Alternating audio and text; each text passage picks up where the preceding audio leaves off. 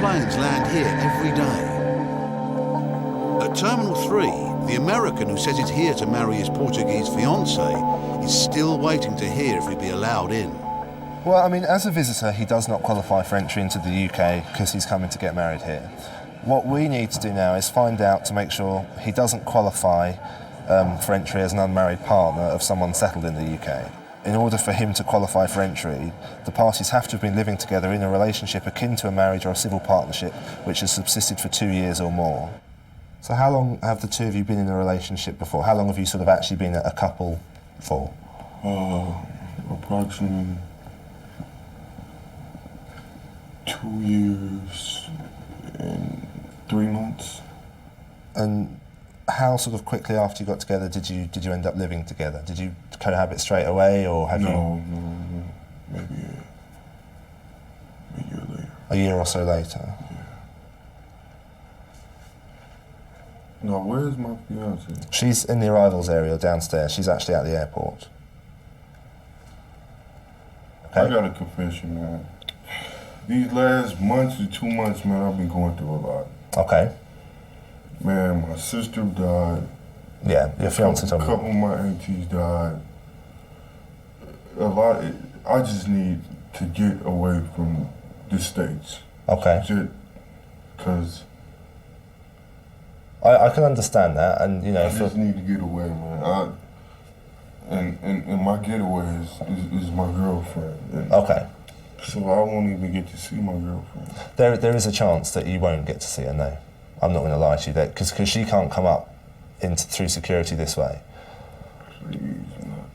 Again, that's not sort of cast in stone, and I haven't made any decisions yet, and no one has. But you know, I don't want to give you the hope that you're going to be able to spend time with her, as there is a chance you might not be able to. Okay. It sounds like he has had a hard time in the States. The fiancé stated that his sister was murdered back there, which is obviously, it's horrific for anyone.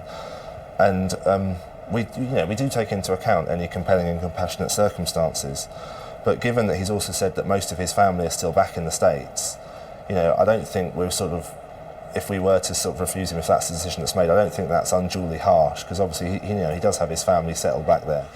The last time they saw each other was when he left to go back to the States from Portugal in February when his sister was murdered, and they haven't seen each other since then. I think we should refuse him entry, and I think we should refuse him entry as a visitor. On the basis? On the basis of the fact that he has few ties to his home country. Yeah. There have been some discrepancies between what he said about his relationship with the sponsor initially. There have been some discrepancies about what he said he was coming to do as well, because he didn't mention the wedding until later on. What about any compassionate circumstances that apply here? He's obviously very upset, and he's been sort of close to tears and in tears throughout the interview, to be honest. His main concern was whether or not he's going to get to see his girlfriend. I don't think that there are compassionate circumstances that justify granting him entry into the UK, but there may possibly, just to allow him to see his girlfriend, if we're satisfied he's not going to abscond, to possibly grant temporary admission. Temporary admission can be granted before a decision is made or after a decision is made. It's where we normally retain the passport and the documents, and it's where somebody is allowed outside on licence as such. They're not legally admitted to the United Kingdom, and they have to report back at certain times, and we would put a time limit on the temporary admission. The compassion of the immigration officers means he will get 1 day to see his girlfriend, then he must go back to Chicago. Officer Weatherall will hang on to his passport. If you get the marriage visa, there's absolutely nothing stopping you coming back to get married here, okay? You're okay to go now. They're both on their way. Obviously, I think, they're sort of unhappy with the decision, but happy to finally sort of be back together. I think we came to the right conclusion. Obviously, they didn't qualify for entry as a visitor. He didn't qualify for entry, so he was refused. But we've let them sort of have a day together so they can sort of see each other. When he applies for his marriage visa, assuming all's well, then he'll be sort of, fine to come back here, and they can get married and decide where they want to live. So that's the end of that for now.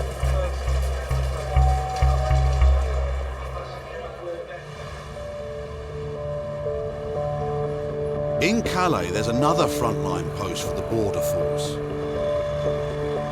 Clandestines trying to cross the channel illegally can also stow away in trucks heading for the Eurotunnel. Right, sir, can you step down with your passport for me, please? You all clear? But Officer Mark Atwell has an extra tool in his armoury to give him the edge. What this is, it's a heartbeat sensor. It's connected to the machine, which is just over in that cabinet there. What we do is we place this on a metal-to-metal contact surface within the vehicle. The machine will then try and detect any vibrations that are caused within the vehicle, either by people moving around or even by their heartbeat. It's quite a sensitive piece of kit. With up to 30 trucks an hour coming through the search bay, it's not long before hearts are racing. Brilliant, maybe another one. Well, we've got high readings on the heartbeat, and this time it's actually come good. There's some people in the back. If you have a look at the readings, that's where you can sort of see that they're sort of true readings. They all look very similar. That's a family group. Oh, it's 2 kids. No, it's your mum, dad and child. Do you want them out or not? No. Oi, stay there. Stay down there. Get down there now and stay there.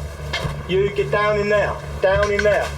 No. Yes, stay in there. Officers won't let the clandestines out of the truck until they've moved it to a safe area.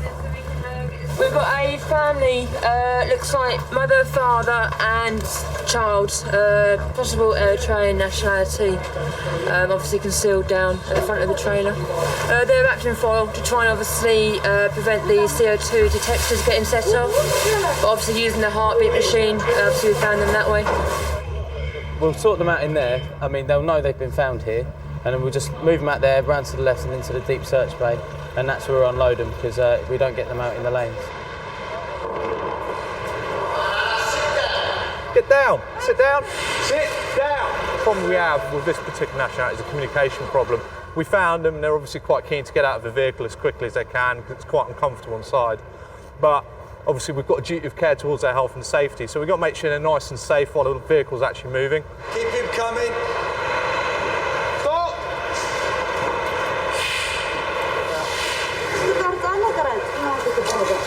So this is sort of 4? 4 so far. Papers. You've got French papers?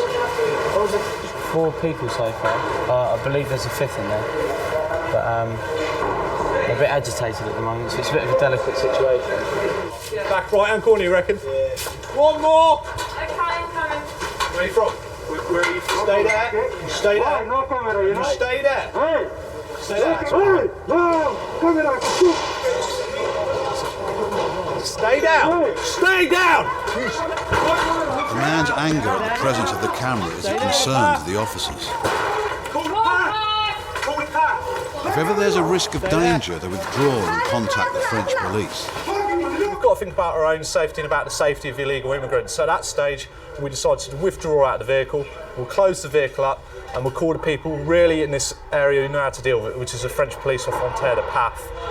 They'll come in and they'll then now defuse the situation, hopefully. I'm trying. Come out. Close the door straight away. To avoid further provocation, the TV crew stopped filming. Come. 15 minutes later, unfolding events are captured on the camcorder. The clandestine climbs out of the truck. Officers can only look on, as in France it's not their policy to use their power of arrest. One of them has got very violent, and he was kicking and screaming in the deep search bay in the lorry.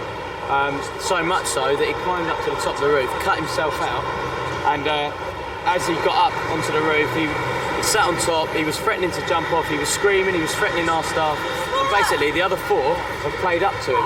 And so now they've walked out of the deep search. There's nothing we could do about it, but they're walking so far away from us that they could just jump into another lorry and come through. Yeah, it's a really extreme situation. The Eritreans are picked up by the French police and released outside the port area. Most clandestines rarely carry any form of identity to avoid being deported by the authorities. They're free to try again to make it across the channel.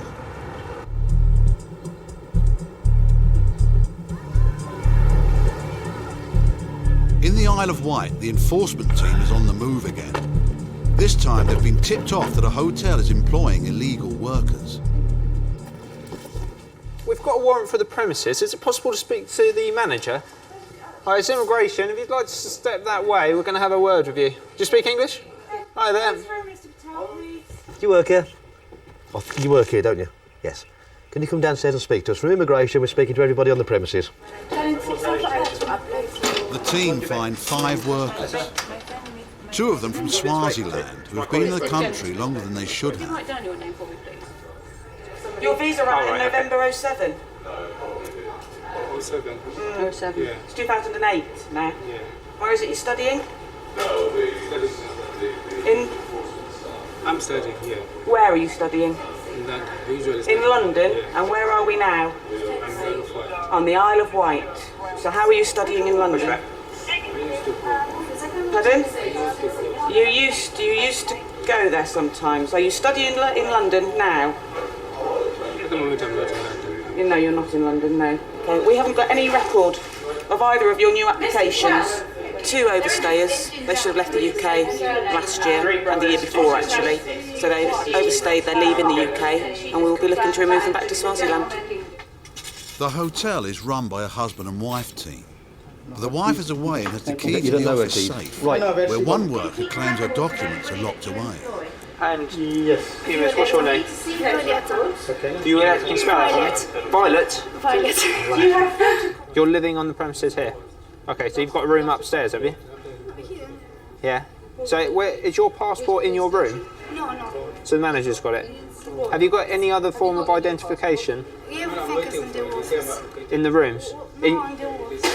In the office? Alright. So have you lived in Russia before? Yeah, I'm not quite easy. Right. Have you ever had a Russian passport? No?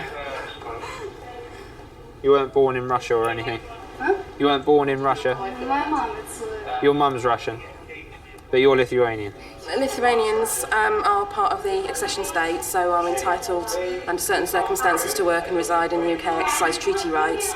Russians are not. Russians are still a nationality that require permission to be in the UK and permission to work. The officers need proof the woman is Lithuanian. She says her documents are in the safe, so they go to check her room. She doesn't seem to have a key to that either. Right, so this is your room, is it? Yeah. So where's the key? It's in the office. There it was in this board with one small teddy bear and the key stick. So I don't know. No, it's on the big bunch of keys? In this board, it was in the office. Yeah. On the big bunch? On that big board. On the board? Wait, there is one big board like that. And it's not there now? So there is no, I don't know, maybe someone take it. Okay, wonderful. Let's go back. She's telling us that all her documents are in the safe. We can't access the safe. There's the issue of the lost key, which just seems a little too convenient when you tie it in with the whole nationality issue. So they're going to get into her room. We can't find the key. We've given her lots of opportunities to give us the key. We can't find it, so they're going to make a forced entry into the room, see if there's anything in the room that might establish either way. At the moment, that's the problem, is we can't establish one way or the other. Stay out of my breach! Immigration! There you go then. Coming in. Okay, we'll take your whole wallet actually. Have you got anything else in here What about? that might prove who you are? Yeah, I'll show this account letters. Okay. You haven't got a photocopy of your passport anyway? Photocopies? Yeah. It's all photocopies they make for me and we take in the office. This is my sister. Right, so that's all in the office as well. You've definitely got nothing else in here.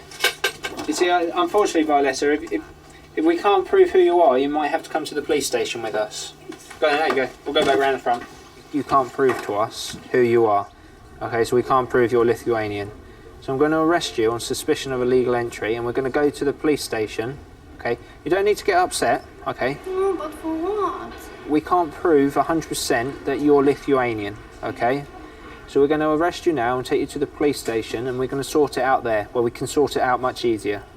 So I'm going to arrest you now on suspicion of illegal entry. So good to go there.